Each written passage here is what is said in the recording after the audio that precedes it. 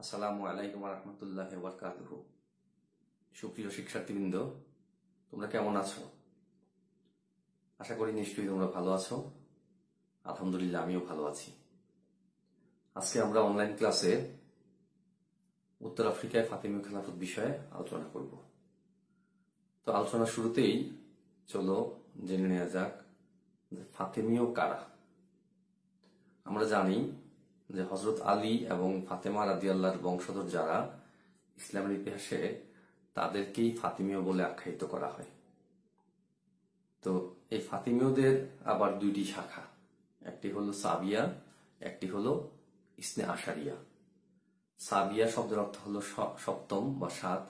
সপ্তম ইমামের যারা বিশ্বাসী তাদেরকে বলা হয় সাবিয়া, আর যারা দ্বাদশ ইমামে বিশ্বাসী অর্থাৎ 12তম ইমামে বিশ্বাসী তাদেরকে বলা হয় ইসনে আশারিয়া। তো ফাতিমীয়দের দুইটি শাখার মধ্যে প্রথম যে শাখাটি সাবিয়া অর্থাৎ সপ্তম ইমামে বিশ্বাসী, তাদের মধ্য থেকেই যারা নেতৃত্ব দান করেন তারা এক পর্যায়ে উত্তর আফ্রিকায় একটা ফাতিমীয় খেলাফত প্রতিষ্ঠা করতে সক্ষম হন, এবং এটা কি বলা হচ্ছে উত্তর আফ্রিকায় ফাতিমীয় খেলাফত। তো চলো আজকে আমরা দেখি যে তারা কিভাবে উত্তর আফ্রিকায় একটা খেলাফত প্রতিষ্ঠা করতে সক্ষম হয়েছিলেন। আমি প্রথমেই যেমনটা বলছিলাম যে হযরত আলী রাদিয়াল্লাহর যারা বংশধর, ফাতেমা এবং আলী রাদিয়াল্লাহর যারা বংশধর, তাদেরকে বলা হচ্ছে ফাতিমীয়। তো এই ফাতিমীয়রা উমাইয়া এবং আব্বাসীয় দুই শাসনামলেই তারা বঞ্চিত এবং নির্যাতিত ছিল। প্রথমে তারা যেই আন্দোলন সূত্রপাত করে বা শুরু করেন, সেটার উদ্দেশ্য ছিল রাজনৈতিক উদ্দেশ্য। তারা বাগদাদের আব্বাসীয় খেলাফত এবং স্পেনের উমাইয়া খেলাফত, এই দুইটা খেলাফতের প্রতিদ্বন্দ্বী স্বরূপ উত্তর আফ্রিকায় ফাতিমীয় খেলাফত প্রতিষ্ঠার উদ্যোগ নেয় এবং তারা সেই উদ্যোগে সফলকাম হয়। তো আমরা দেখব যে কারবালার নির্মম হত্যাকাণ্ডের পরে সমগ্র মুসলিম বিশ্ব ফাতিমীয়দের তথা আলী এবং ফাতেমার বংশধরদের প্রতি সহানুভূতিশীল হয়ে পড়েন, এবং ফাতিমীয়রা মোটামুটি এটাকেই পুঁজি করে সামনের দিকে আগাতে থাকেন এবং এক পর্যায়ে তারা একটা খেলাফত প্রতিষ্ঠা করতে সক্ষম হন। যে খেলাফতটা উত্তর আফ্রিকায় প্রায় 262 বছর, মোটামুটি খেলাফতের ইতিহাসে একটা লম্বা সময়, 909 থেকে 1171 খ্রিস্টাব্দ পর্যন্ত, অর্থাৎ 262 বছর টিকেছিল, এবং এই সময়ে মোট 14 জন খলিফা এখানে খেলাফত পরিচালনা করেন। তো এই খেলাফতের প্রতিষ্ঠাতা হলেন ওবায়দুল্লাহ আল মাহদী, যাকে বলা হচ্ছে মাহদী বা ত্রাণকর্তা বা উদ্ধারকারী। তো আমরা আজকে জেনে নেব যে কিভাবে ওবায়দুল্লাহ আল মাহদী উত্তর আফ্রিকায় ফাতিমীয় খেলাফত প্রতিষ্ঠা করতে সক্ষম হয়েছিলেন। তো আমাদেরকে একটু পিছন দিকে ফিরতে হবে যে ফাতিমীয়রা মূলত খেলাফতে বিশ্বাসী না, ওনারা ইমামতে বিশ্বাস করেন। তো ফাতিমীয়দের ষষ্ঠ ইমাম ছিলেন ইমাম জাফর সাদেক। ষষ্ঠ ইমাম জাফর সাদেক উনি মারা যাওয়ার পূর্বেই 765 খ্রিস্টাব্দে উনি ওনার বড় ছেলে ইসমাইলকে পরবর্তী ইমাম নিযুক্ত করেন। দুর্ভাগ্যবশত ষষ্ঠ ইমাম জাফর সাদেক মারা যাওয়ার পূর্বেই তার বড় ছেলে ইসমাইল ইন্তেকাল করেন। তো ইসমাইল ইন্তেকাল করার পরে ইমাম জাফর সাদেক তার যে দ্বিতীয় পুত্র, তার নাম হলো মুসা আল কাজিম, মুসা আল কাজিমকে পরবর্তী ইমাম নিযুক্ত করেন। শিয়াদের অধিকাংশই মুসা আল কাজিমকে মেনে নেন নাই, বরং আমরা দেখব যে ইসমাইলের যারা অনুসারী, যারা ইসমাইলকে মেনে নিয়েছিলেন, ওনারা ইসমাইলকেই ইমাম ধরে তার যে বড় ছেলে বা তার পুত্র আল মাখতুমকে ইমাম বলে দাবি করতে থাকেন। এখানে এসে আমরা দেখব যে শিয়ারা দুইটা ভাগে বিভক্ত হয়ে পড়েন। একটা ভাগ হলো ইসমাইলের ছেলে আল মাখতুমের অনুসারী, ওনাদেরকে বলা হচ্ছে সাবিয়া বা সপ্তম ইমামে বিশ্বাসী। আর আরেকটা গ্রুপ হলো মুসা আল কাজিম, অর্থাৎ ইমাম জাফর সাদিকের দ্বিতীয় ছেলে মুসা আল কাজিমকে যারা বিশ্বাস করেন বা স্বীকার করে নেন, তারা ইসলামের ইতিহাসে ইসনে আশারিয়া বা দ্বাদশ ইমামে বিশ্বাসী বলে পরিচিত হন। তো এখানে দুইটা গ্রুপের মধ্যে প্রথম যে গ্রুপটা বা দলটা, তারা হলেন সাবিয়া বা সপ্তম ইমামে বিশ্বাসী। ওনারা ইমাম ইসমাইলের অনুসারী এবং তার ছেলে আল মাখতুমকেই তারা ইমাম বলে মেনে নেন। তো আল মাখতুমের যারা অনুসারী, তারাই হলেন ইসমাইলীয় শিয়া অথবা সাবিয়া। এই ইসমাইলীয় শিয়ারাই পরবর্তীকালে উত্তর আফ্রিকায় ফাতিমীয় খেলাফত প্রতিষ্ঠা করার গৌরব অর্জন করেন। তো আমরা আজকে দেখব যে আন্দোলনের পটভূমি। এই আন্দোলনের সূত্রপাত করেন মূলত ইমাম জাফর সাদেক। ইমাম জাফর সাদেক জীবিত অবস্থায় এই আন্দোলনটা শুরু করেন এবং উনি মারা যাওয়ার পরে আরেকজন শিয়া, উনি হলেন আব্দুল্লাহ বিন মাইমুন। উনি এই আন্দোলনটাকে মোটামুটি একটা কাঠামোগত রূপ দিতে সক্ষম হন এবং তার সময় থেকেই এই আন্দোলনটা একটা জোরে সোরে শুরু হয় এবং সমগ্র মুসলিম বিশ্বে তারা ফাতিমীয় মতবাদ প্রচার করতে থাকেন।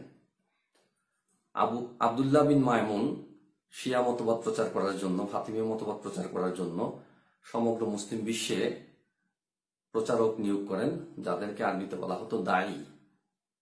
এই দায়ীরা বিভিন্ন জায়গায় চলে যান এবং সেখানে গিয়ে গোপনে গোপনে ফাতিমীয় খেলাফতের বা ফাতিমীয় মতবাদ প্রচার করতে থাকেন এবং তারা তাদেরকে খেলাফতের বা রাজনৈতিক নেতৃত্বের যোগ্য এবং বৈধ উত্তরাধিকার বলে প্রচার করতে থাকেন। তো এই দায়ীদের মধ্যে একজন হলেন আবু আব্দুল্লাহ। আবু আব্দুল্লাহর উপাধি হলো আশি। আশি শব্দের অর্থ হলো সর্বোত্তম শিয়া।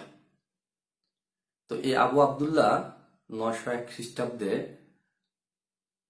শিয়া মতবাদ প্রচার করার জন্য, ফাতিমীয় মতবাদ প্রচার করার জন্য উত্তর আফ্রিকা চলে যান এবং সেখানে গিয়ে উনি সেখানকার জনগণকে ফাতিমীয় মতবাদে দীক্ষিত করতে থাকেন, শিয়া মতবাদে দীক্ষিত করতে থাকেন। উনি যেখানে যান সেটা হলো আগলাবিয়া। আগলাবিয়ায় তখন শাসক ছিলেন জিয়াদাতুল্লাহ। উনি ছিলেন একজন অত্যাচারী শাসক এবং তার অত্যাচারে ওখানকার জনগণ অত্যন্ত অতিষ্ঠ ছিল। আবু আব্দুল্লাহ আশি এই সুযোগটাই গ্রহণ করলেন এবং সেখানকার লোকদেরকে তাদের উদ্ধারের জন্য একজন মাহাদির আগমনের কথা বলেন এবং সেই মাহাদি তাদেরকে এসে স্বর্গরাজ্য উপহার দিবেন, এই ধরনের প্রলোভন দেখাতে থাকেন এবং সেখানকার লোকজন আবু আব্দুল্লাহ আশির প্রলোভনে আশ্বস্ত হয়ে তারা মাহাদির আগমনের জন্য অধীর আগ্রহে অপেক্ষা করছিলেন।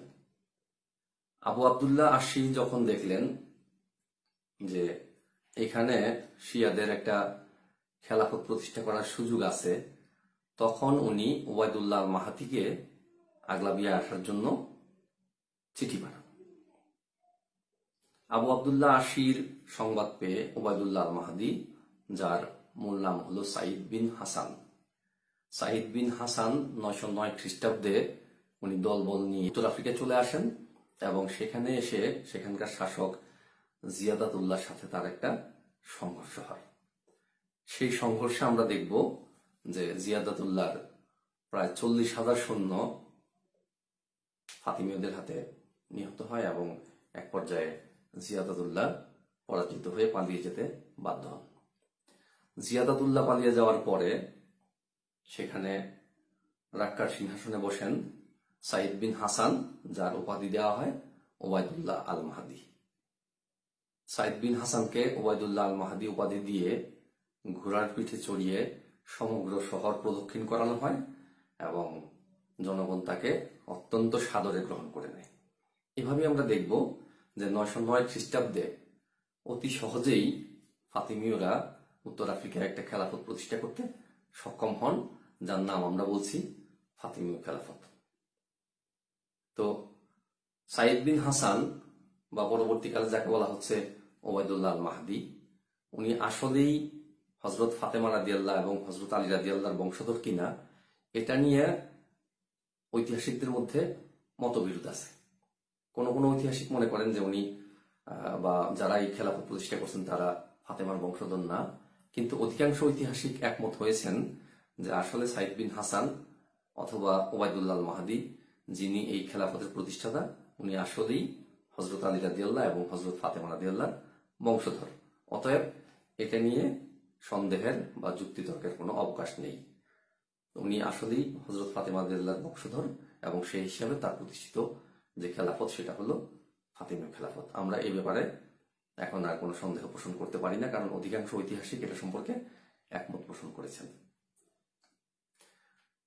ওবায়দুল্লাহ আল মাহদী যে খেলাফতটা প্রতিষ্ঠা করেন সেটা 909 থেকে 1171 খ্রিস্টাব্দ পর্যন্ত মোটামুটি 262 বছর টিকে ছিল এবং এখানে মোট 14 জন ফাতিমীয় খলিফা